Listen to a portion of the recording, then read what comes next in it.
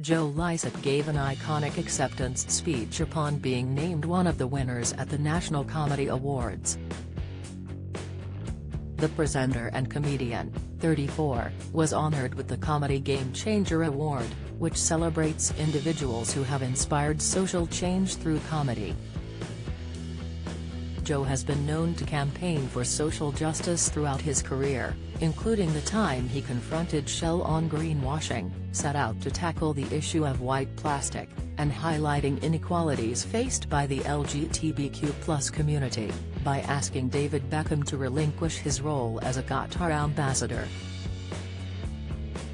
He accepted the trophy that recognized his work at the Roundhouse venue in North London, presented to him by Grayson Perry, who called the comedian an artist, prankster, disruptor and a revolutionary. The artist went on to say that Joe is always unpredictable, always remarkable, always brilliantly funny, and a really nice bloke. Joe's acceptance speech referenced Liz Truss, the BBC and Hugo boss.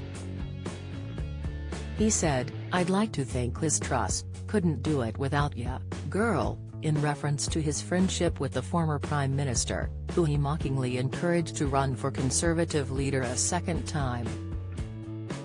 Then he motioned to his previous spat with fashion brand Hugo Boss, which saw Joe legally changing his name in a bid to stop the company from targeting small businesses that used the word boss in their names.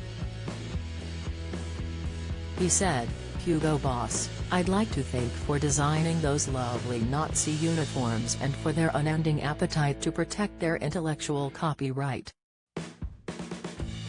Joe referenced his Qatar campaign, saying, "Everyone on Twitter with a football team logo as their profile picture, for keeping me grounded."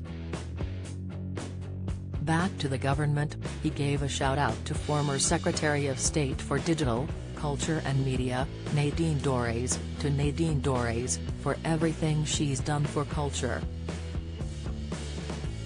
Joe then targeted the BBC, to the BBC chairman Richard Sharp, "For that loan you gave me, thank you, Richard. I was struggling when I started out and he kept me afloat. I'd like to dedicate this award to the Channel 4 lawyers who have protected me throughout my career from myself. And with that in mind, I'd like to say that Richard Sharp should stand down as the BBC chairman, and that's not my opinion, but the opinion of Channel 4 Television."